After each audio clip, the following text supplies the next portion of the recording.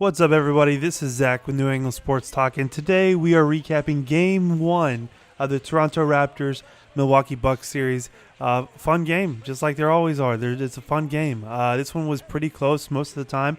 But before we jump into the series and the first game, we're going to talk a little bit about the pregame stuff kind of coming into the series. So the big highlight, obviously, more so in the Eastern Conference, I'll say. I've been highlighting more about the specific matchups in each series. So like the 76ers one, I was really highlighting the Marc Gasol and Joel Embiid matchup and things like that. So this one is obviously, the two elite stars on this court on this game, which is Giannis Antetokounmpo and then obviously Kawhi Leonard as well. So I really wanted to see how these players would kind of guard each other. Did they just come out of the gate and start guarding each other?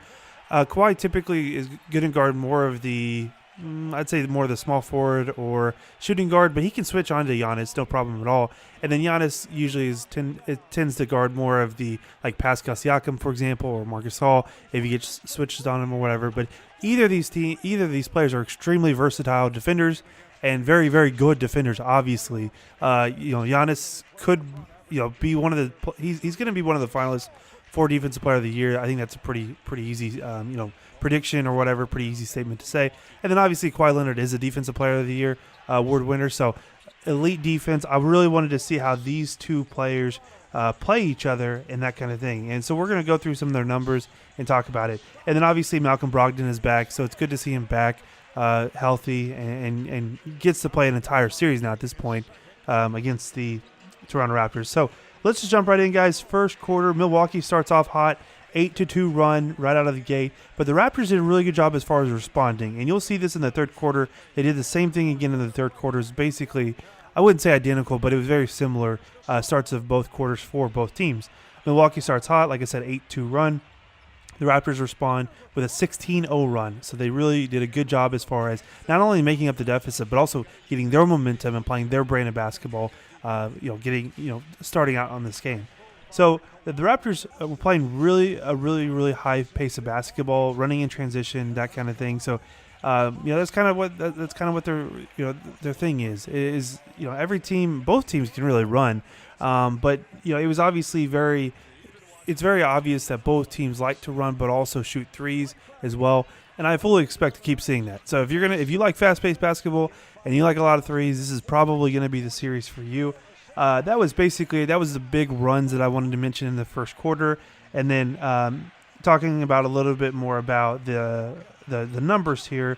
As far as shooting threes, though, the Bucks did not shoot very good from three-point range. That was mainly the reason why they were in a deficit ending the first quarter. They shot 3 of 15, where the Raptors shot almost 50%. They shot 6 of 13, so not bad for the Raptors. But obviously for the Bucks, it's got to turn around, and it really did. They did turn it around for the most part. Now, about a minute 25 left in the quarter. Pascal Siakam had a huge dunk over Brook Lopez. I thought that was really interesting, and I wanted to mention that as well, too.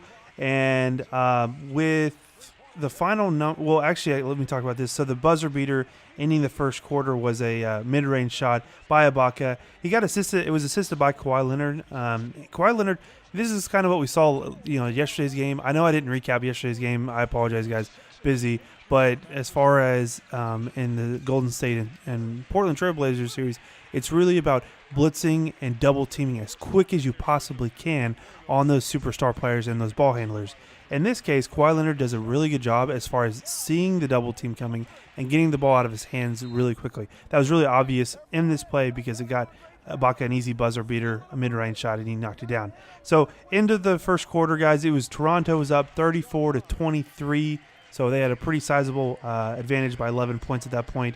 But all three, Giannis, Kawhi Leonard, and Pascal Siakam, each had 9 points each. So all of the star players that you should be expecting them to get off on a hot note, they did that. So jumping into the second quarter now, guys, the Bucks doing a really good job as far as closing the gap. So like I said, they starting into the second quarter, they had an 11. They were down by 11 points at that point, and they did a really good job as far as kind of catching up and closing up the gap.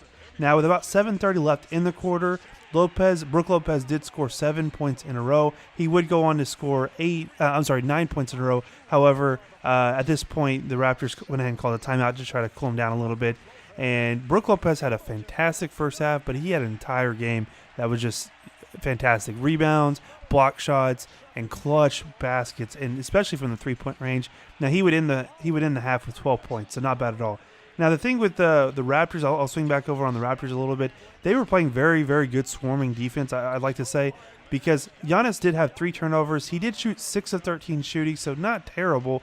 But they did a really good job as far as their matchups on Giannis. They made shots extremely difficult. They were tipping passes. They were getting turnovers, like I said. They were stealing the ball or catching it, when it was in the air, when he was trying to pass out. But they did a really good job as far as playing some swarming defense, hands up. That's exactly what they teach you, and they did a good job. I wanted to mention that as well too. In the third, like the 3-pointers that we talked about in the first quarter, I wanted to write this down as well to kind of mention this as well, because it did somewhat improve for a little bit.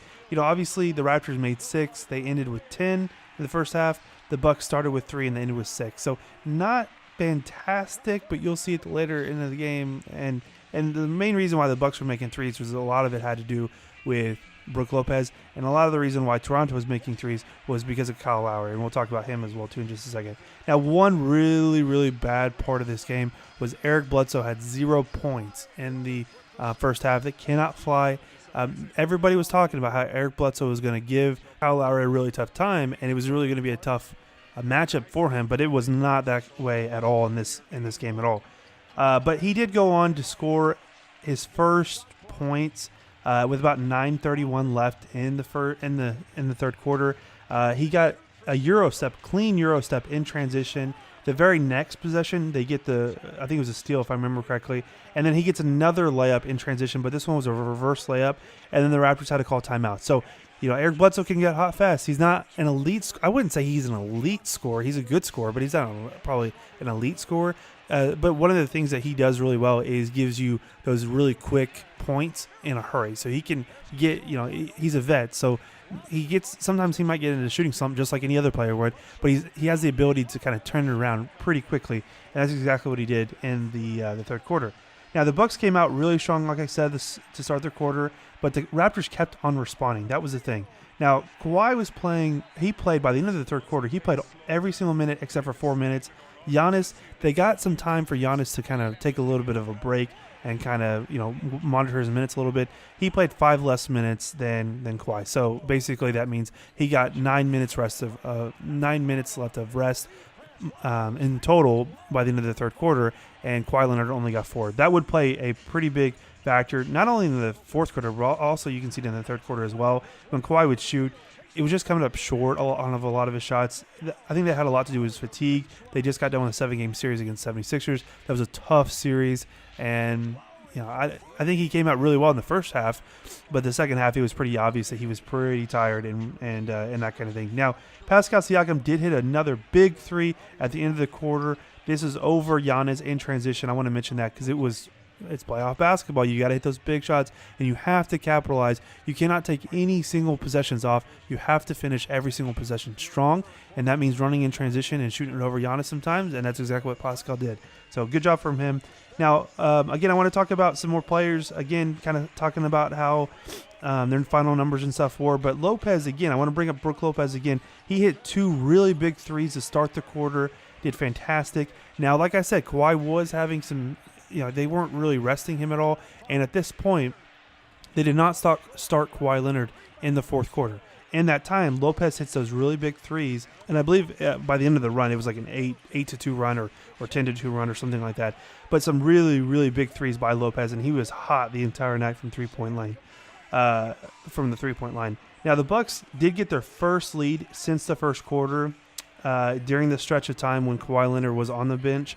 And then, again, that was just kind of feeding on this run. They got their first quarter, so fans were going crazy, that kind of thing.